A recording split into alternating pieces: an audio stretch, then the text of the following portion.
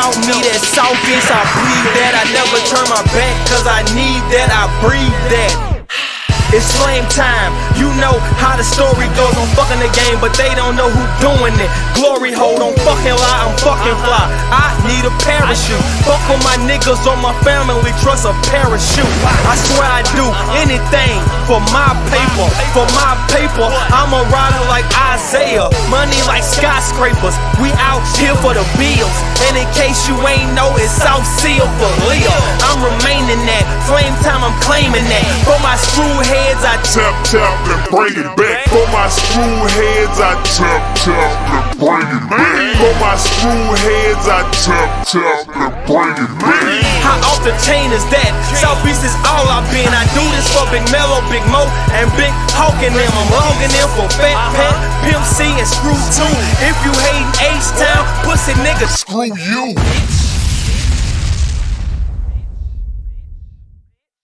Silver Lake Post Office. That's a postal employee, ladies and gentlemen, right there. And that's what this show's about, highlighting talented individuals like him, like yourself. But tonight, we have two of my favorite people in this whole entire world, Nicole and Taylor. What's going down, man? Hi. Hey. They are owners and proprietors of the Re-Up Juice Bar. Can you give the people the address? It's 3401 Harrisburg Blvd, Houston, Texas 77003. And what's going on with this juice thing? How'd you get off into it, man? Well, been a vegetarian for the last almost like 15 years of my life. Just got into juicing, and then I wanted to leave the post office, so. You want to leave the I wanted to leave the post office, so. So this was the master plan. This was the plan. This is my exit plan. Okay. So let me ask you this: going into that, like you said that did your vegan lifestyle kind of did it take that experience of you living that lifestyle for a while? And I know that you recently are a vegan as well. Like you said, 15 years. I mean, probably close to it. Yeah. But did that experience kind of push you into wanting to do something healthier? Like if you were to go into business for yourself, a healthier alternative? Mm-hmm. Yeah? I mean, honestly, I did. You're doing it for fun. Yeah, I didn't consciously do it. It just literally just happened. It was literally like, I was like making nobody juice. just comes up with a business like from you were juicing in your home and Yes. I was juicing in my home. The opportunity came about, and Taylor was like, "You should take it." But it was more than that. We were juicing for ourselves, and I was like, "This is good. We should start selling it to that's what I said. Our friends and family." Yeah. And then I started bringing them to my job, leaving them in the fridge. My coworkers were buying them. She was bringing them to the post office. Yeah, but by that time, the opportunity had already came. So it literally was like the opportunity came. I said yes, and as soon as I said yes, honestly, that's when everything started happening. When you mean you say yes, you said, you know what, that is a good idea. I want to do this. Somebody came to me and said, we have this building, has these different spaces. We have this one space. We're trying to figure out what to do with it. I'm like, okay, sign the lease. Yeah. Sign the lease, and we started to build out and everything. But it just all started happening from right then and there. Like it wasn't like a planned out Yeah. Sometimes when you start something like that, you just have to do it. Yeah, it's basically what I'm saying. Like you just have to do it. Yeah, you can't be scared. Let me ask you this. Sometimes you go and you want to start something from the ground up, right? And there's certain people in your life that you figure like I can utilize this person's help, or I can go to this person, but you end up finding out that it wasn't anybody you ever thought of. Like who's somebody that was influential in kind of helping you guys start this whole thing that you never would have thought of? Like, damn, they really played a huge part in this. Besides anybody that you thought you could count on.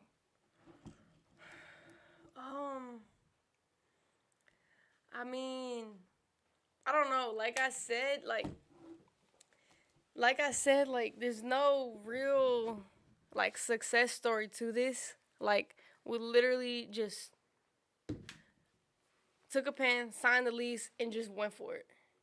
Yeah. That's it. Like that's literally what happened. Like there was no like, you know, I don't know how to. I don't know. It's just like it was just me and her. You know, we just started making juice. Like she said, after we signed the lease, we started popping up on the corner, table in the tent, started selling juice, started taking it to her job.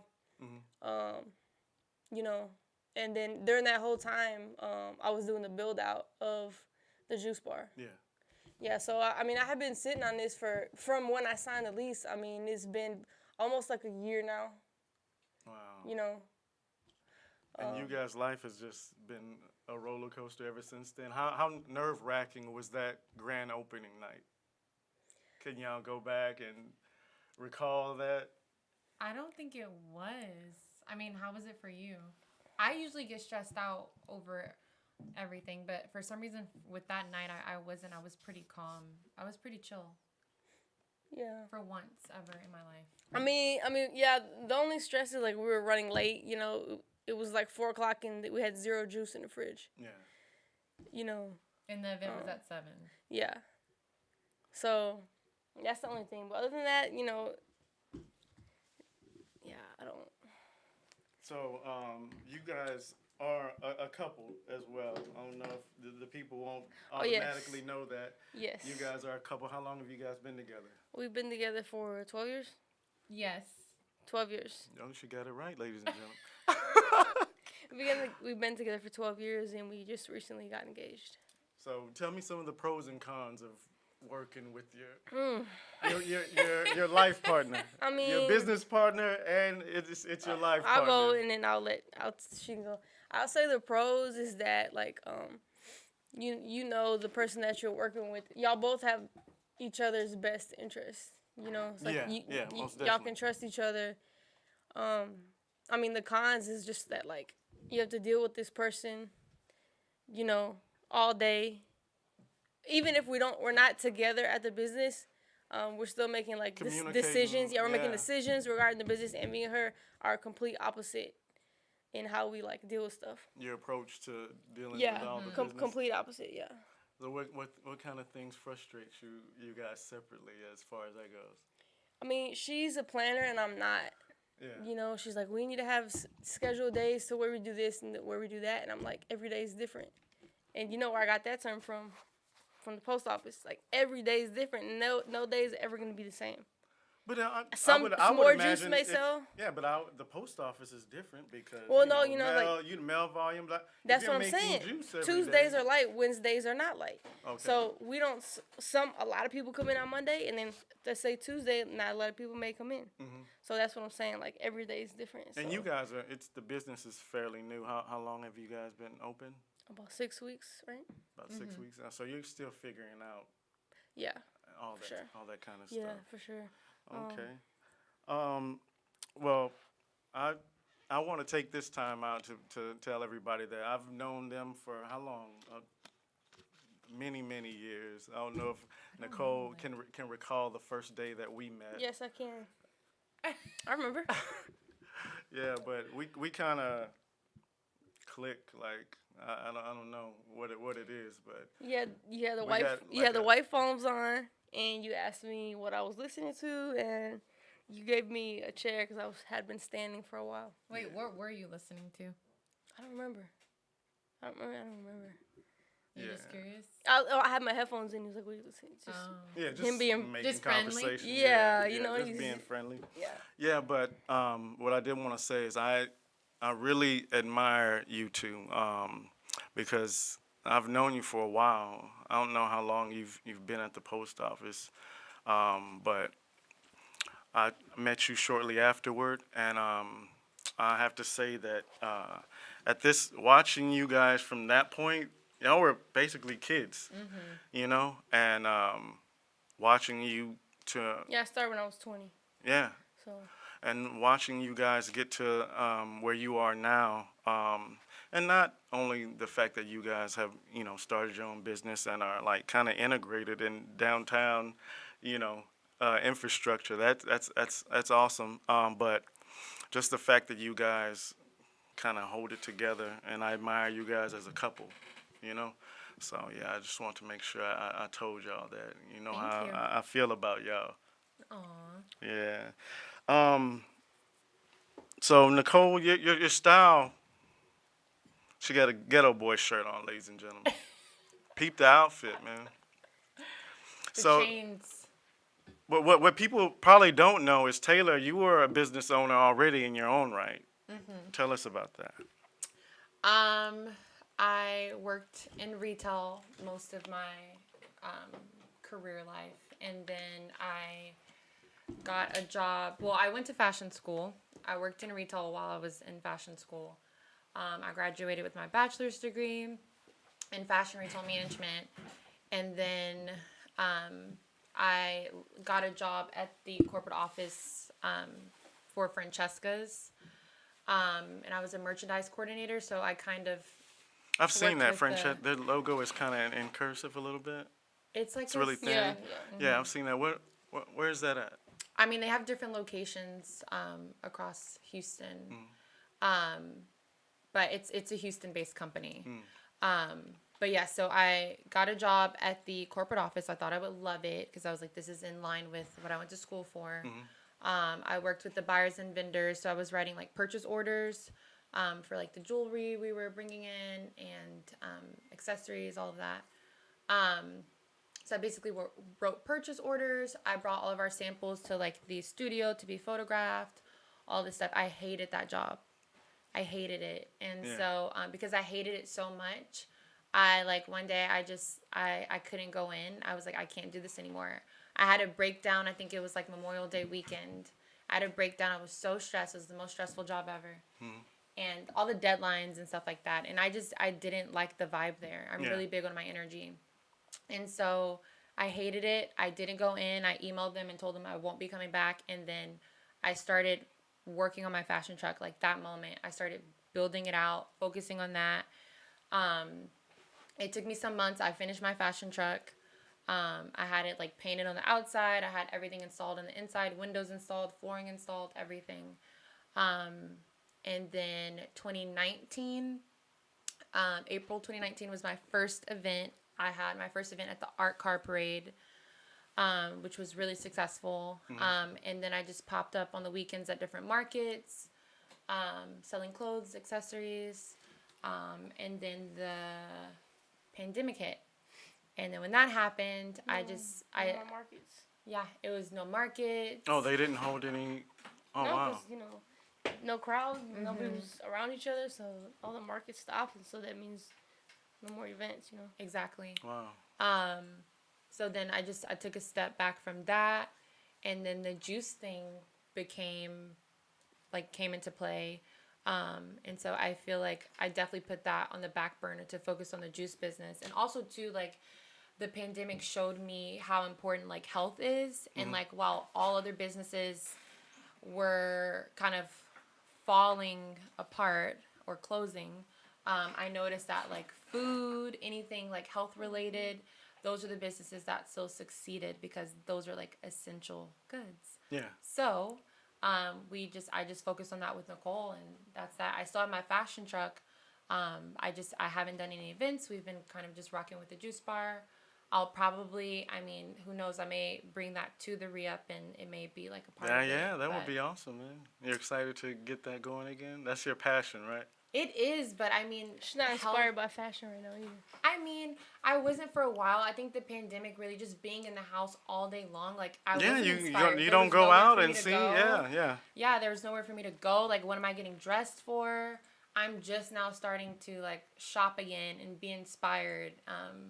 So I don't know. We'll see what the future holds. But right now, I've definitely been focusing on like health and the juice bar, and just also educating people on health and all of that, because that's a whole thing in itself. Like, people are like, why am I paying this much for this? Well, you mean as far as the juice? Yes, we have people that come in there who are just like, being healthy is expensive. And it's just kind of like, okay, but you will spend a lot of money like when you go to the bar. You know, you'll spend a lot of money on like junk food. I don't know, like I feel like educating like why you should spend money on being healthy has become super important to both of us. Yeah. You. So your passion is fashion, right? That was your first love, but she is like her style is pretty. What would you call that? It's Well, street the question style. question is who's more fashionable? No one's more fashionable. Everyone has Me. different styles. Definitely me. Oh wow. Well, well, No, yeah, go ahead. she could definitely put looks together. Oh. I just get pieces. My thing is pieces. What's the most? If I didn't have a piece, I wouldn't have a look. She Okay. can create a look from nothing, and that's the real. That's the real Yeah. eye for fashion. Yeah. Yeah. I have So an eye. I can create a look without. I can come up with the whole look just top of my head, not seeing anything. yeah, She has to see everything together. I can create a look from my head. and she has a lot of expensive. Yes. Pieces. She's very into spending a coin, and I'm not. I'm very frugal. Kind of I like a to- label whore. Pretty much. Yeah. What's the most you ever spent on one item? Let me think about that for a second. The most I ever spent on an item,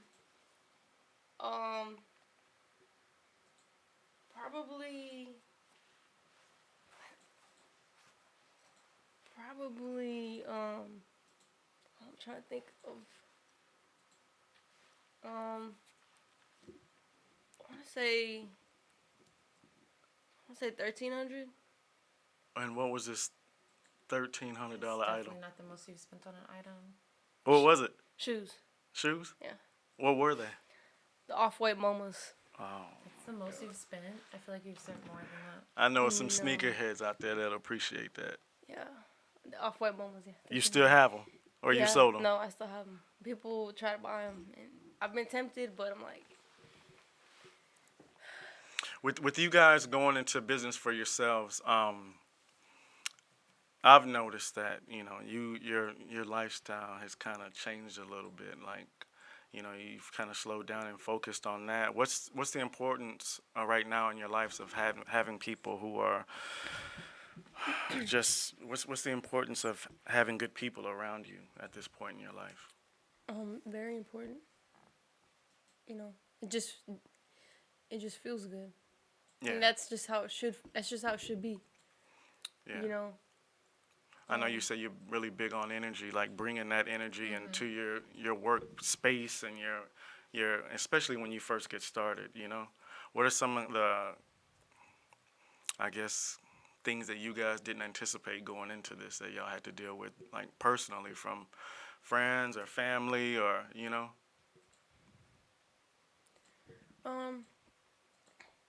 I wouldn't. I wouldn't say anything. Honestly, I really didn't anticipate anything, and that's just how I go about life. Like, I don't anticipate, I don't plan. I just kind of go for it. And you don't expect an outcome either. No, You don't have no, an outcome already set in your head. No, Yeah. it's gonna happen when it happens. Like, yeah, Okay. I want to get into something that is probably, an uncomfortable conversation, but Nothing's too uncomfortable for me. I know that. I know that from experience.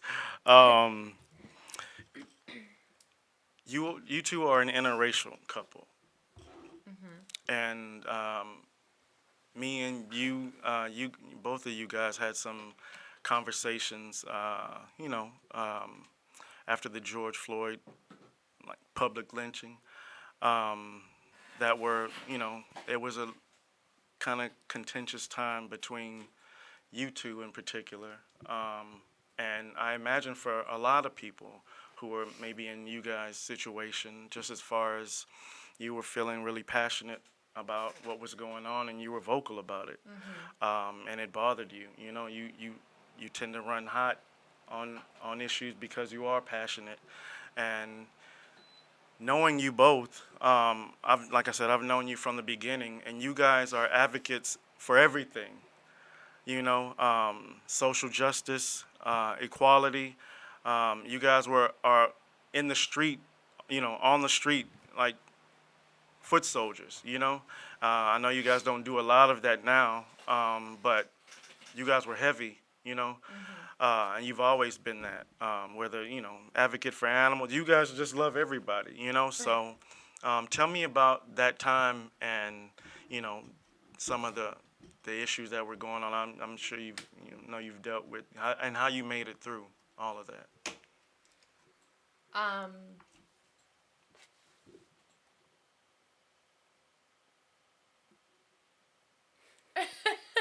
Made it through like me and her and as a couple, or made Like it when we were through talking Just the conversations, yeah, that had to be had during that time for you to get to the point to where you are now. And was it time that kind of just? Well, I think we had been protesting stuff like that for many years. Since you guys were young, early 20s. Since Trayvon Martin, Yeah. I think that was 27. no, or that sorry, was like 2012, 2012. 2013-ish. Yeah, Was around it that time. 2012. And around the time when George Floyd got killed, I think that was when Taylor was like, she couldn't take it anymore emotionally. So then it kind of got to a point to where like she didn't stand for anything. Like she wanted me to, whoever I was having a conversation with, she wanted me to basically like speak up. Whether it be family or friends or whoever. Mm-hmm. And what was your mindset at the time? At the time, I think I just had I fought a lot, and I just kind of emotionally like took a step back from all that. So I was tired of arguing with people. I was tired of getting into it with people. Like I was tired of doing all that. Yeah. And so because your stance has always been your stance. Yeah, and it still is. But you just. But I don't want to. I just don't want to go there emotionally. Mm-hmm. I was just like, I did that so much. And for you, Taylor, you would say that was. Would you say that was bad timing? I mean, I feel like I'm tired too, right? But it's like at the end of the day, like I'm still a Black woman, so like even if I'm tired, like I'm still involved in what's going on. And so being affected. On a daily basis. So yeah. I can't really take a step back. So it's just like in that time, like I want my partner in my corner, and if I feel like I should be able to want to step back and be like, I'm tired, I don't want to have this argument, like stand up for me, like be an ally in that moment. And she always has been, but also too, like Nicole, I would say that she is like, she doesn't really like to have altercations. Like she doesn't mind having them, but especially with her family, like I would say she doesn't like to have them. People that she's close to, I kind of don't care. For me, like it's easy to have like hard conversations with people because I definitely like to like set like my expectations. I like to set boundaries. She's not really like that, so I think it was a lot of me like pushing, like, make sure you set these boundaries, or make sure you like enlighten them on this. And she was just kind of just like, I'm tired, like I don't want to have that argument. And so it was I feel like upsetting me. I feel like 2020 was very, very hard for me. As well as a lot of people of color. It was a difficult year. The pandemic kind of, I guess, diluted a lot of things that were going on socially, and we kind of gave our focus to that. But it'll always be there. I'm glad you guys, because we would speak pretty regularly about that, and we can connect, and there were some days you understood, and some days you didn't, but we always know where Nicole's heart is. Yeah, so I think that's really important for everyone to know. These girls are allies for everything and everybody. So Whatever's right, yeah, you know. except for you hate men in particular.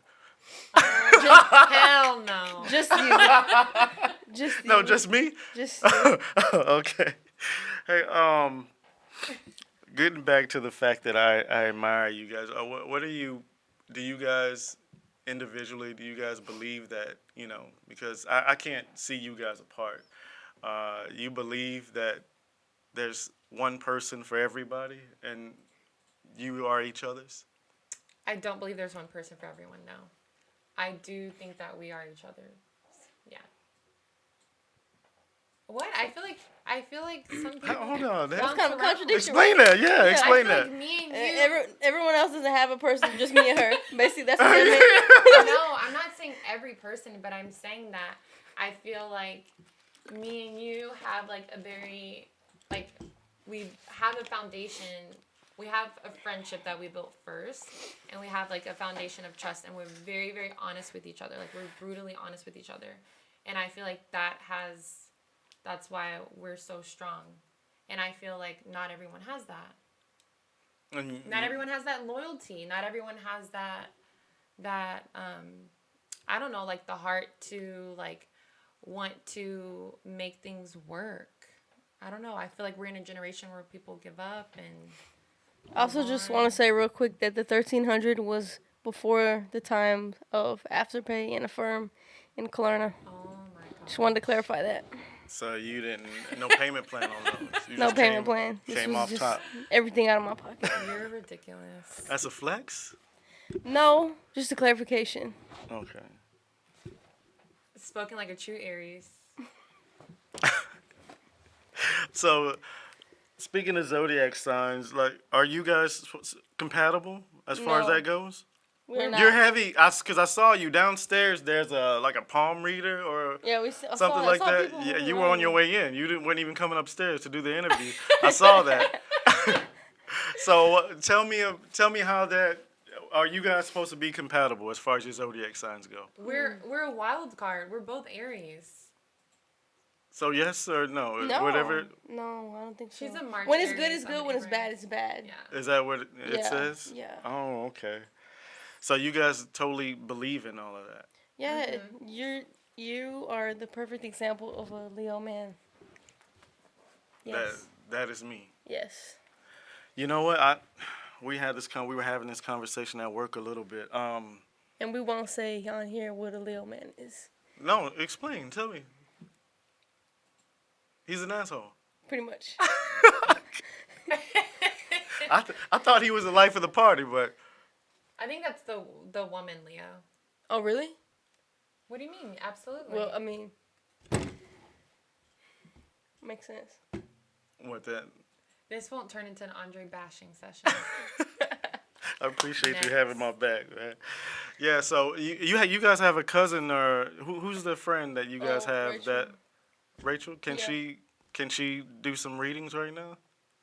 Oh my gosh, she's obsessed with that stuff. Hit She her up, talks like man. a psychic. Hit her up. Tell her to call. Tell her to call. She's in London, so she's 6 hours ahead. I don't know if she's Let's up. just see if she answers. She may. It's Fashion Week right now, so she's out and about.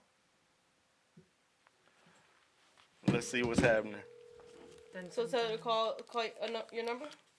Or, Yeah, it's a number. okay, let me see if she answers.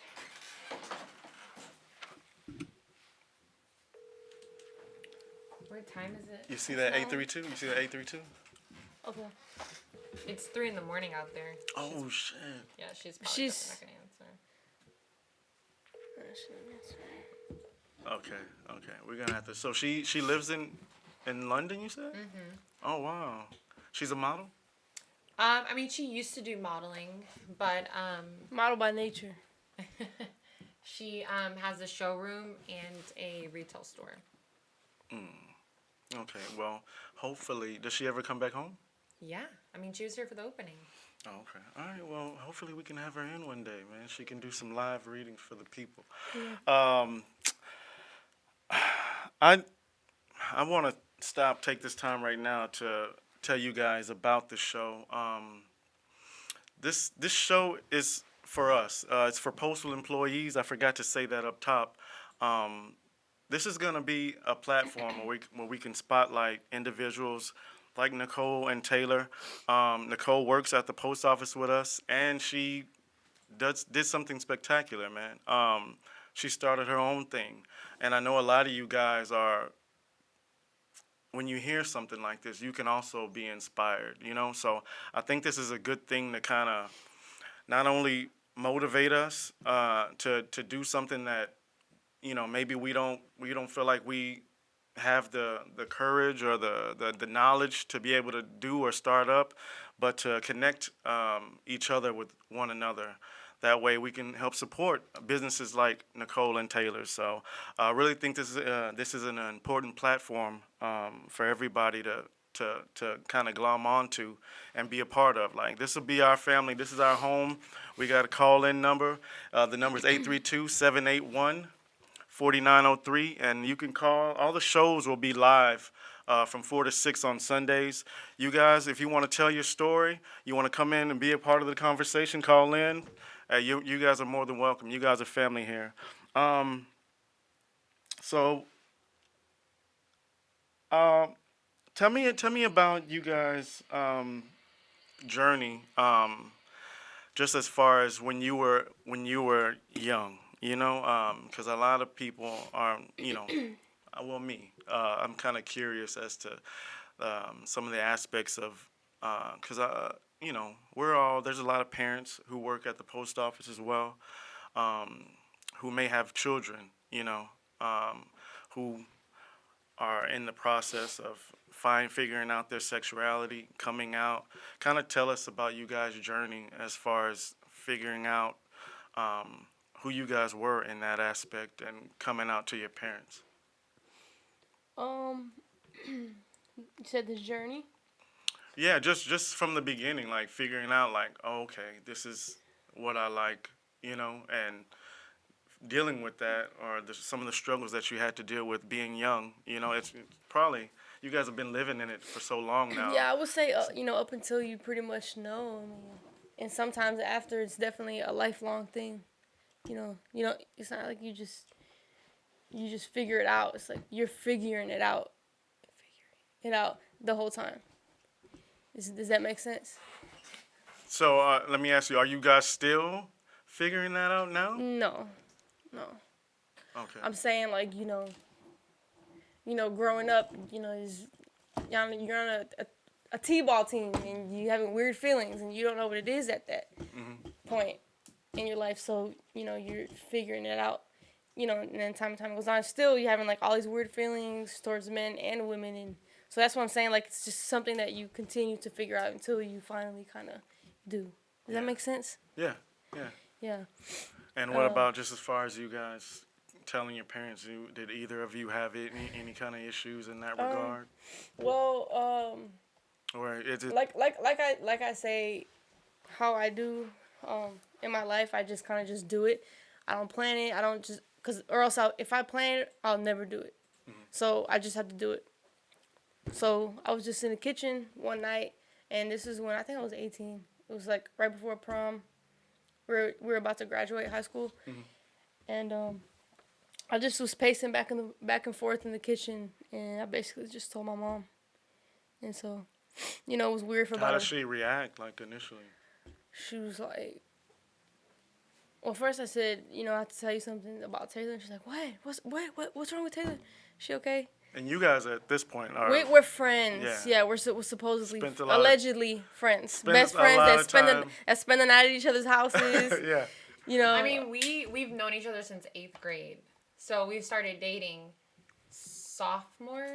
junior year. No, end of sophomore, early junior year. And when our parents found out, that was our sophomore, junior year. So from about 13 to 15, you guys are just friends. Yeah, we started dating at 16. Friends. So when we told our parents, or when our parents found out, we were about 2 years into our relationship at that point. Were you guys, so individually, I don't know if you guys were feeling any kind of feelings or different, about your sexuality. Did you figure things out together? Was this a together process, or individually did you guys No. Individual. Yeah, it was, talk? it was You and you, individual. who came out first to each other? Well, I came out like I came out to my parents, and so it was like weird for a week, and then after that they were like, my dad was like, you want to invite Taylor over for dinner? And then from then on, They like, were cool about it right away. it's been all good. Yeah, my dad was like, of course she can come over, but she can't spend the night, and she spent the night pretty much every night. After that, Taylor, it was a little different. She didn't get to do that. Her dad basically found out, he was mad, and he told her mom. And while that happened, me and her were at the house, at her mom's house together upstairs. So it was like really awkward. That was at the time, at the exact moment that she found out. I know that's a really delicate part of coming out. You want to be able to have the power to kind of let Well, because it's because you have to know. do it when you do it when you're ready. Yeah. You can't do it before or You don't want to after. out anyone. That's what's so did you feel betrayed by your dad at that point? You're so young, Yeah, I mean, I don't know. I was 18. I definitely was. My dad thought that I was, I guess, rebellious against him, anyways, because, I was living with my mom and my stepdad, so I didn't live with my dad. So when he would try to, like, I guess, parent me, I was just like, I don't live with you, so I would kind of just, I don't know, talk back or be like, I'm not gonna listen to you. I don't know. So I feel like when he found out, he was upset and he was saying different things. And I think I don't remember what I said to him or if I hung up in his face or something. So I feel like it was definitely like a power move. Like, okay, like I'm not there to like, reprimand you. So I'm going to call your mom. Because my parents, like, I mean, I'm gonna have influence over you some way. Exactly. Yeah. They don't get along. So that was a huge deal for him to call her. Like, they never would talk. And what was your mom's initial response? She came upstairs while me and Nicole were in the room, and I like heard something outside my door, and so I like opened the door, and she was just standing there listening. And then she told me Nicole needed to go home. She kind of just, I don't even remember what the conversation was. I remember it was like tension for a very long time. Like Nicole wasn't allowed over. I was still sneakering all the time. I remember one night, like I had her in my closet. Like she was with me throughout the night, and then in the middle of the night, maybe like 3 a.m, I had her get in my closet because I knew my parents would be getting up. I from know work. that killed you sitting in that closet. Probably. It was so long ago, but probably. Yeah, Well, we you were kids, so I feel like maybe it didn't. Honestly, at the time, maybe I didn't even care. yeah. Yeah. You didn't care about Yeah, I stuff back probably then didn't like even care. that. Yeah. But my mom did come in. I know her so well. She came in like at 6 a.m. before she went to work, and she checked my room. Like she looked on the side of my bed Like to see if Nicole a was there. warden, a jail warden. But Yeah. she didn't check that closet. See, I was 2 steps ahead of her. Yeah. She didn't check the closet, and I remember I was like, oh damn, like I'm about to get in trouble. She checked the room and then she left out. And then that was that. Nicole used to like come over. She'd hop my fence whenever my parents would come home. It was funny. It was like it was like I had a boy over or something. Yeah. But yeah, that's pretty much what happened. One time my stepdad came home and we did not know that he was home. He was so quiet and sneaky growing up. And he was there for a long time until we realized that he was there. And and then when I noticed he was there, I was like, oh shit, we just sat in my closet for like hours. Yeah, until he we were just finally quiet. came up and was like, she needs to go now. Yeah, he texted me. He was like, is Nicole up there? And I was like, yes. And he was like, she needs to go home now. So when did things change? Well, for me, as far as your mom. Okay. Yeah. I would say 2015. It took a long time. It took a Very long time. Just you being persistent that she's gonna be in my life regardless. Well, I wasn't at that point. I was just kind of like, all right, well, I'm just gonna be, because when all this kind of came out, we were 18. So I mean, I went straight to college, and I was like kind of gone all the time, and so I would just go to her house. I was just never home. I was always at Nicole's house. Yeah. And my parents, my mom and my stepdad divorced. So then it was just me and my mom. And I remember she started dating this guy, which he had a daughter who was a lesbian. Oh wow. So that's kind of where her attitude began to shift. Well, one day I told her, I told my stepdad, I was like, I'm still dating Nicole because I think they thought it was gonna be like just a little quick you were thing. going through a phase, or Yeah. And so at this point, we had been like, I don't know, maybe like 5 years in. And I was like, I'm still dating Nicole. Nothing's changed. And you're going to have to accept that. Like, I was like, you're going to have to accept it. Yeah. And they were just kind of like, okay. And also, too, I did not like my mom's boyfriend at the time. And so it was very much like, if I got to deal with him. She used that. I was like, you're going to have to deal with. And now, hey, my mom and Nicole. You play the cards you're dealt. That's leverage right there. Exactly. Yeah. My mom and Nicole are best friends now. They talk. Yeah, I just want to. Yeah, I want to. Yeah, my dad calls her his daughter-in-law. Like, I mean, 100% supportive. Your mom's a beautiful woman, man. Yeah, that makes me happy. I think it's just it's just a generational thing, and it's like sometimes you have to like break generational curses. You have to like kind of like educate people, and I don't know. It's how they were raised. I ask you guys about that because, like I said, there may be some parents who are going through the same thing. What's some of the advice that you would kind of give parents who may have a kid who just came out to them and they don't know how to deal with that? Like, advice to give parents? Yeah, to deal with that. How should they, because you guys had to deal with it from the child's perspective. What would have helped you at that time? I would say that no matter what. Even if you aren't in agreement of the lifestyle or whatever. No matter what, like, when it comes down to it, your child is what they are or isn't what they aren't. You know what I mean? Mm-hmm. If they're not gay, then they're not gay. Like, if they're let's say you have a daughter and they're, talking to a girl, whatever, and you're upset about it, like, just let them figure it out. If that really is what they are, then that's what it is, and there's nothing you can do about it. Yeah, you're not gonna be able to change the outcome. No, all you're gonna do is make it so hard on your child. Why do you think a lot of parents go through the act of denial because it's taboo to them. Is it? It's that generation. I mean, now of course it's different, but at that time it's taboo. I hear a lot of parents say that they love their kid. That's still my kid, but it's a kind of shame or stigma attached that they don't want to tell their friends or their brother, their siblings that they have a daughter or son that may be gay. I see a lot of that too, and that's kind of weird to me.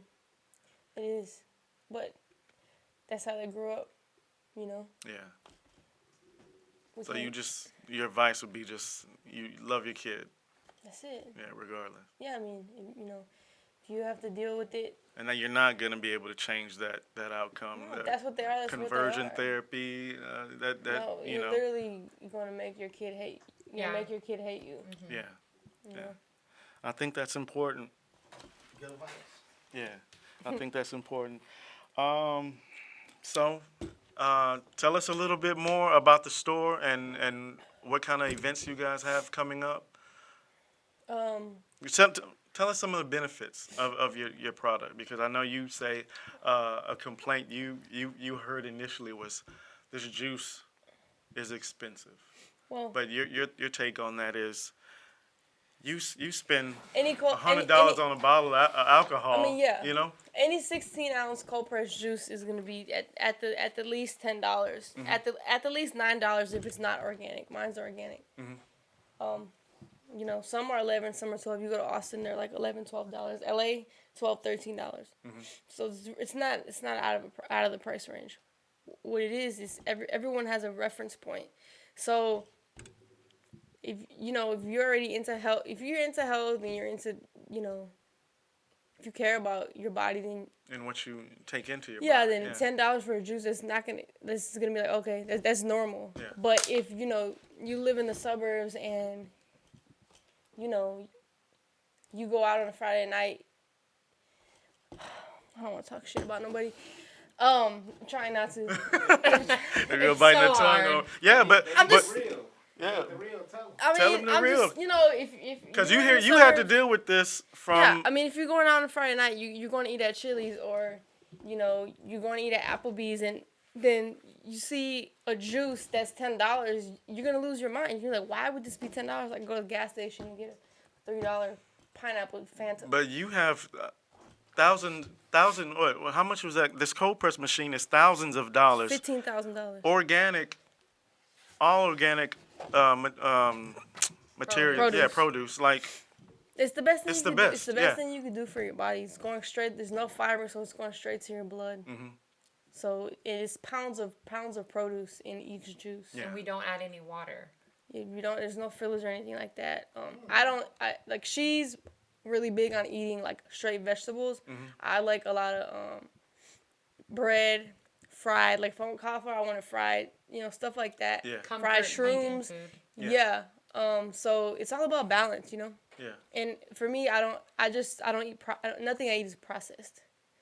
So but yeah, so the juice just balances all that out. Like if I'm feeling shitty, then I'm gonna go drink a juice, and it'll just get me right back right. Yeah. It's straight nutrients. Yeah. And I have to attest to that. I drink one of them juices and I feel like, took an energy shot or something. Yeah, there's a restaurant right on the 1 block away from the juice bar. It's called Champ Burger. It's like pretty famous in Houston. Yeah. 2nd Ward. And the guy that owns it, I don't know if he eats burgers all day, but he comes at least every other morning to get a green juice. He owns a burger spot. Kind of balance some Yeah, of that. he's like, I have to have this. Like, Yeah. it gets him going, just like coffee. But anyways, upcoming events, like you said, we stand for anything that's right. Mm-hmm. So, we just did a drag show. Because that's about our community. I was at the drag show. There was a he was the life of the party. What was the young lady's name? They dropped it like it was hot. Oh, Brixley Coven. Brixley Coven. I'm having you on the show. I have to talk to a drag queen, and I have so many questions. But yeah, I did make it rain that night. Yeah, you had the most fun for sure. We want to have some events surrounding like addiction and recovery. I'm also getting ready to start offering free Narcan at the juice bar. Narcan is something that it's literally like a life. It can save your life. Yeah, it revives. Yeah, so if and this is someone who is having an overdose. Correct? Someone is having an overdose from opiates, and you spray. It's a nasal spray, or it can be like a shot. You put it up their nose, and it reverses the opiates, and that person literally wakes up from death, like no exaggeration. Yeah. So we're gonna have that, and we're gonna have signs posted around the place, because I want people to be educated about that. That way, they can have that, and they can literally save like a loved one's life. Yeah. And you guys are beautiful people, man. I'm really glad that you are in the position that you're in. You're in the middle of the city, and you're making a difference. So I'm really proud of you too, man. Yeah, so that's our show, man. I hope you guys appreciate what we're trying to do here. We're gonna be live here every Sunday from 4 to 6. You can call in again. I'll put the call-in number there. But appreciate you girls. God bless, man. Thank you. God bless y'all. See you next time.